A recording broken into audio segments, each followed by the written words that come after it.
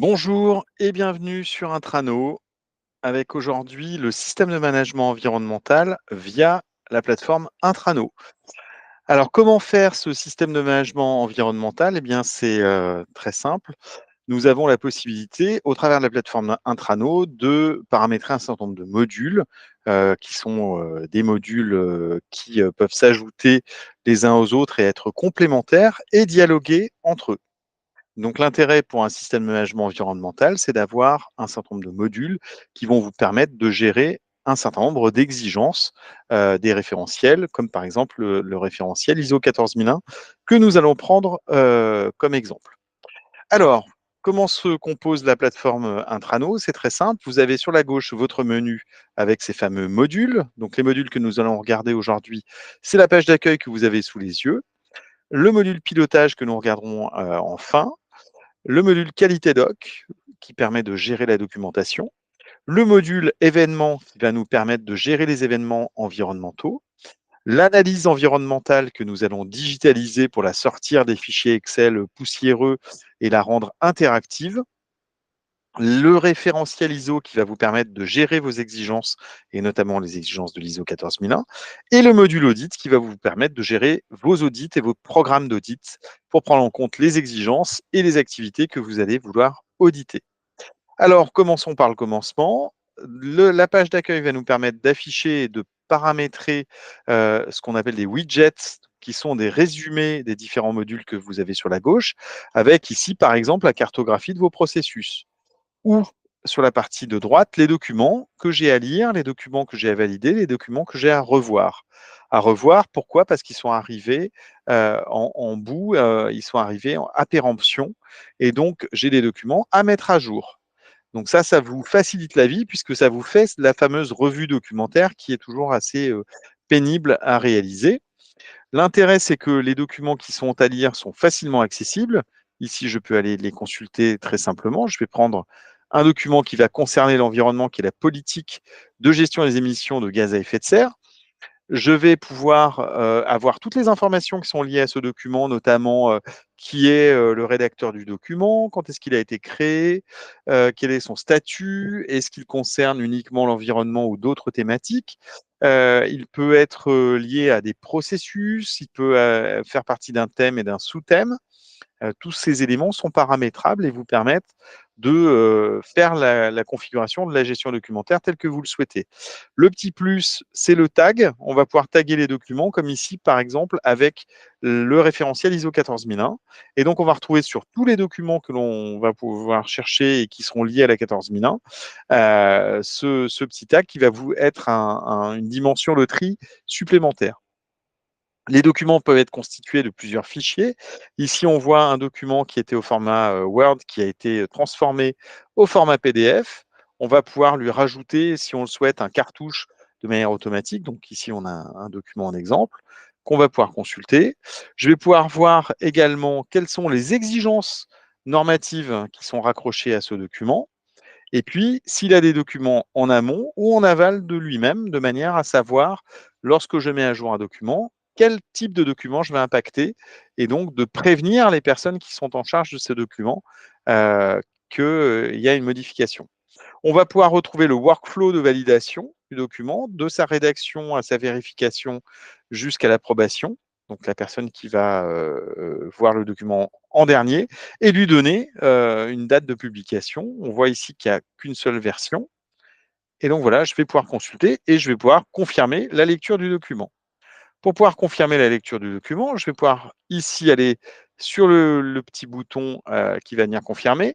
Et l'auteur de ce document a choisi d'utiliser une fonctionnalité qui est extrêmement intéressante puisqu'elle permet de constituer un questionnaire pour les documents en posant par exemple une question sur l'objectif de réduction des émissions de CO2. Donc ici, je vais cocher 25%. Je sais que ça n'est pas la bonne réponse et je vois que c'est un échec, je n'ai pas donné la bonne réponse, et donc je dois répondre correctement. Tant que je n'ai pas répondu correctement, le document va rester en non lu ici. Donc lorsque le document va être lu, on aura la traçabilité dans qualité doc, Hop, voilà, ici, on peut aller voir les documents. On aura la possibilité, donc vous voyez les différents tags, de retrouver qui a consulté le document, à quel moment, et comment je peux relancer les gens qui n'ont pas encore lu le document. Ici, on a un petit bouton relancer pour s'assurer que tout le monde ait bien lu les documents en question. Donc là, on va pouvoir gérer le manuel, la politique, les procédures environnementales qui sont liées à notre système. Deuxième élément qui est extrêmement important dans le système, c'est la gestion des événements. Donc, on va pouvoir créer des événements assez facilement, puisqu'on a un petit bouton qui va permettre de générer des événements. Pour gagner du temps, je vais aller sur un événement qui a déjà été complété, ici, et qui est un événement environnemental. C'est un incident environnemental. Donc là, on va pouvoir lui donner le fait qu'il est lié à l'environnement. Je vais lui donner un titre. C'est une problématique d'émission de gaz à effet de serre qui est trop élevée. Donc, on a des mesures qui nous indiquent que l'émission de gaz à effet de serre est supérieure à ce qu'on a accepté dans la politique QSE et également au seuil réglementaire. Donc, je vais pouvoir lier cet événement environnemental à ma liste d'aspects environnementaux significatifs, qu'on ira voir ultérieurement.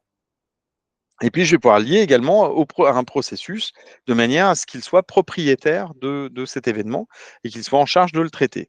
Une fois que l'identification est terminée, je peux ici, hop, enregistrer et informer les personnes que je souhaite du fait que cet événement ait été créé. Une fois que l'événement est créé, on va pouvoir passer à l'étape d'analyse. Donc, l'étape d'analyse, on vous offre la possibilité d'avoir soit une analyse de cause assez globale de ce type-là, on identifie des causes, donc surconsommation qui est liée à la régulation du confort climatique en dehors des heures ouvrées la nuit, et des conséquences, la consommation indue d'électricité et le déclenchement de la cogénération qui produit des émissions de CO2. Soit une méthodologie un petit peu plus complète qu'on appelle la méthode des 7 M. Donc, c'est ce que vous connaissez chez Ishikawa, par exemple, pour les qualiticiens. Donc, avec la possibilité de déclencher ici une des thématiques, comme la main-d'œuvre. Donc là, on a déclenché les méthodes, le matériel et le management, avec en méthode l'absence de programmation d'arrêt nocturne de régulation climatique, en matériel, un outil de supervision qui n'est pas programmé, et en management, le besoin d'intervention humaine pour prendre en compte les retards de vol la nuit, de manière à ne pas couper, bien entendu, la climatisation ou le chauffage quand il y a des vols retardés. On va passer à l'étape d'analyse de cause terminée. Donc là, on va cocher ici et on va pouvoir à nouveau informer les gens. Et donc, on passera à l'étape agir ici, qui sera une étape de définition d'action, comme je peux avoir ici par exemple. Donc, je vais pouvoir donner la liste des actions que je souhaite enclencher avec des responsables, des dates d'objectifs et un détail un petit peu complété puisque je vais pouvoir avoir, par exemple, la manière dont sera vérifiée mon action. Et on voit que lorsque les dates prévues sont arrivées à péremption, eh bien, on voit apparaître en rouge cette date. Donc ça, c'est ce qu'on va retrouver sur le tableau de suivi de nos différentes événements environnementaux ici. Donc avec des événements qui sont soit qui ne sont pas encore arrivés à péremption, donc qui vont être d'une couleur classique, soit ils vont être en rouge lorsqu'ils vont être dépassés.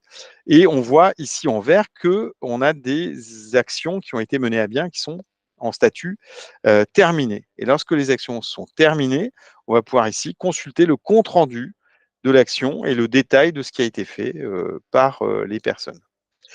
Un autre élément qui est extrêmement pratique, c'est qu'ici, on a des actions qui sont en retard. On va pouvoir très facilement ici relancer le responsable via ce bouton en envoyant un SMS en disant Madame Clairvoyance, vous êtes en retard sur vos actions. Et donc, on va relancer avec les différentes actions qu'elle a à mener sur cet événement. Tout ça est automatisé. Donc, voilà pour cette partie événement. Maintenant, on a notre analyse environnementale qui est vraiment le cœur de notre système. Donc, notre analyse environnementale, elle va non pas être faite sous Excel, mais elle va être faite dans le module environnement d'analyse environnementale qui va permettre de pouvoir traiter facilement nos éléments. Donc, on va pouvoir créer nos aspects environnementaux en leur donnant une identification. Et dans l'identification, on va aller chercher des aspects, des activités qui sont concernées, et on va pouvoir les lier à des tâches ou à des processus. On va leur donner une description, et puis on va passer à l'étape d'évaluation. Dans l'évaluation, on va pouvoir les lier à une étape du cycle de vie du produit ou du service, donc ici l'étape production, des impacts environnementaux que je vais pouvoir gérer dans une liste qui est administrable, et les lieux dans lesquels se déroulent ces aspects environnementaux. Je vais pouvoir ensuite déterminer la gravité, donc avec savoir si c'est dans un milieu sensible ou non, le lien avec les enjeux environnementaux de l'entreprise, est-ce que c'est directement lié ou non, et la gravité donc brute qui en découle.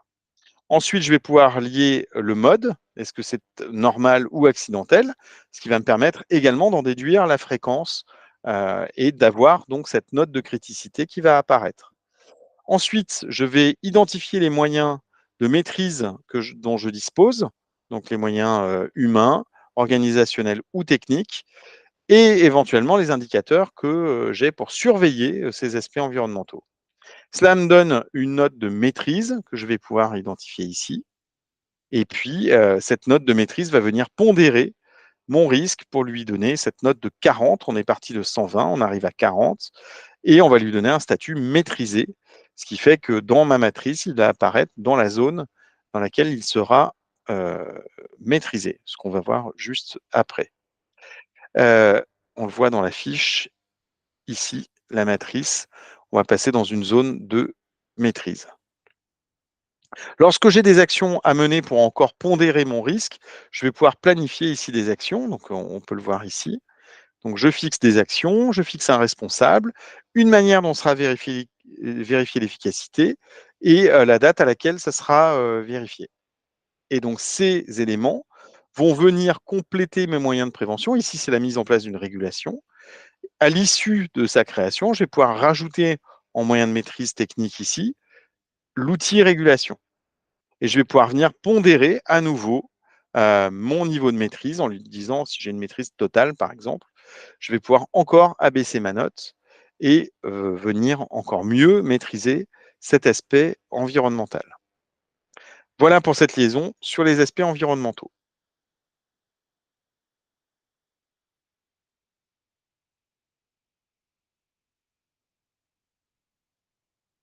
Ce que nous avons également, c'est la possibilité d'avoir le lien avec le référentiel.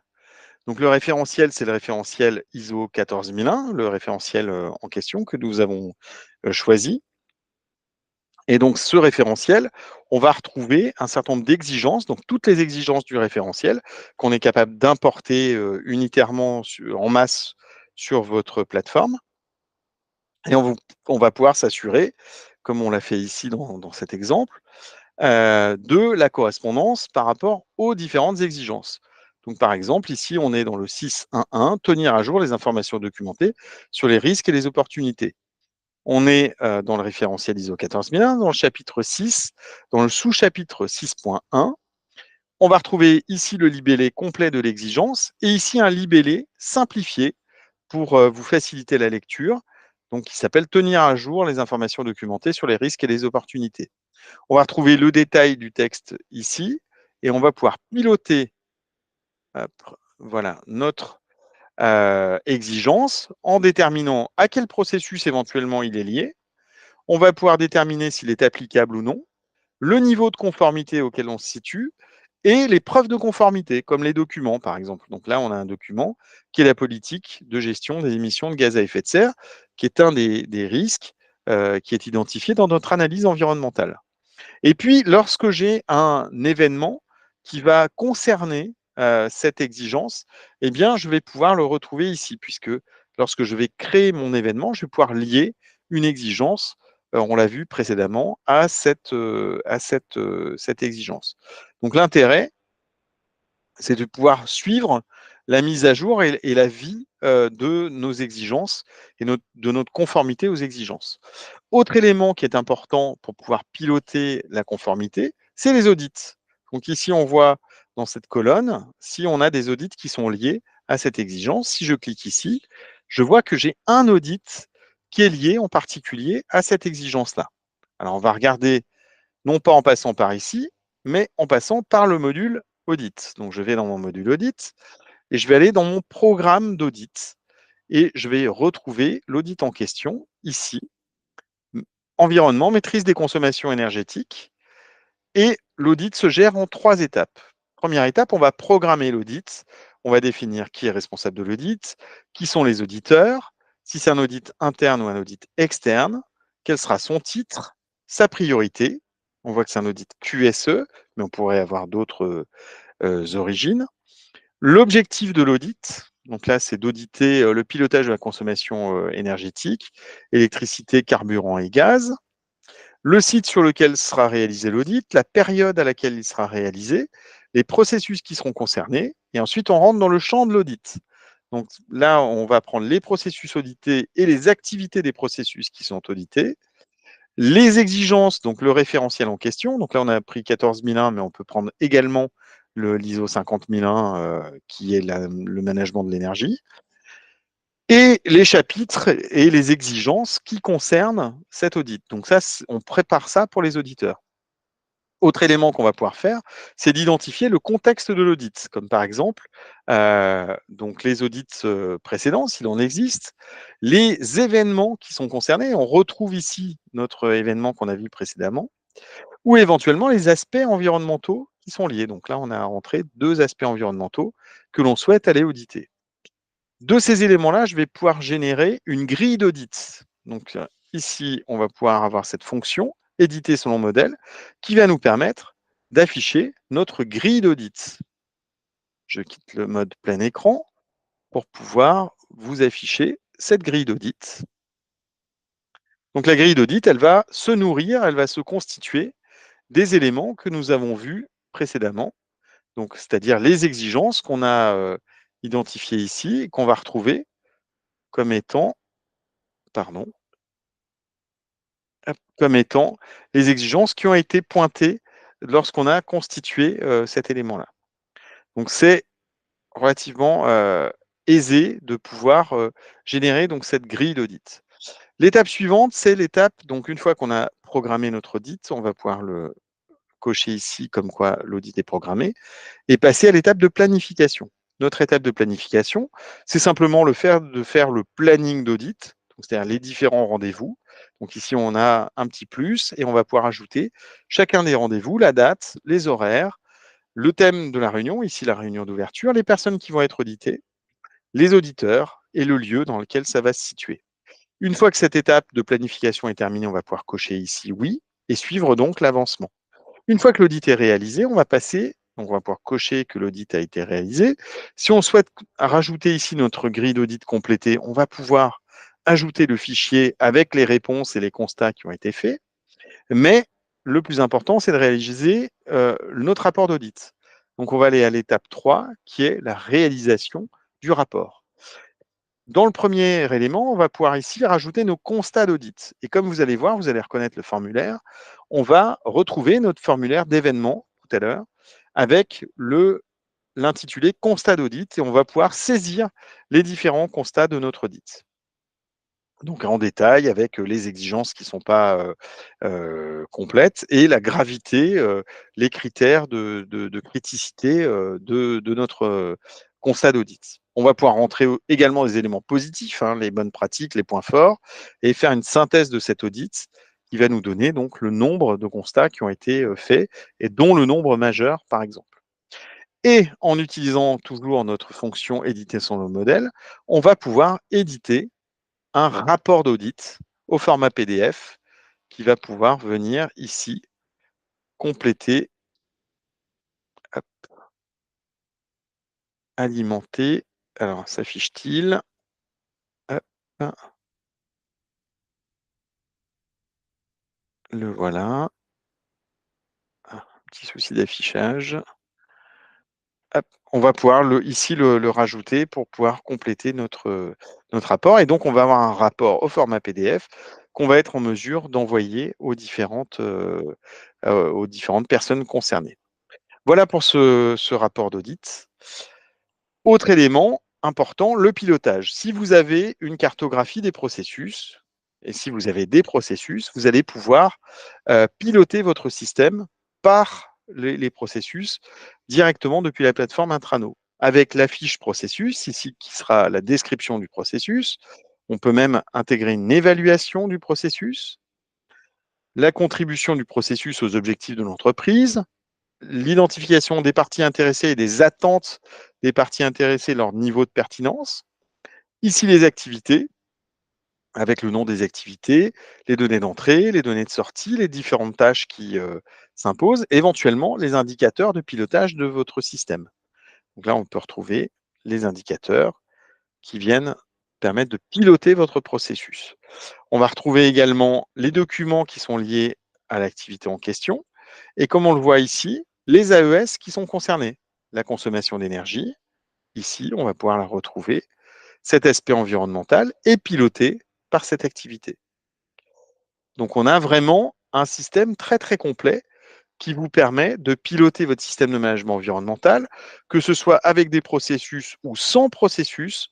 Avec la plateforme Intrano, vous allez pouvoir piloter l'intégralité de votre système de management environnemental de manière assez facile et simple, digitalisée et interactive. Voilà, à bientôt.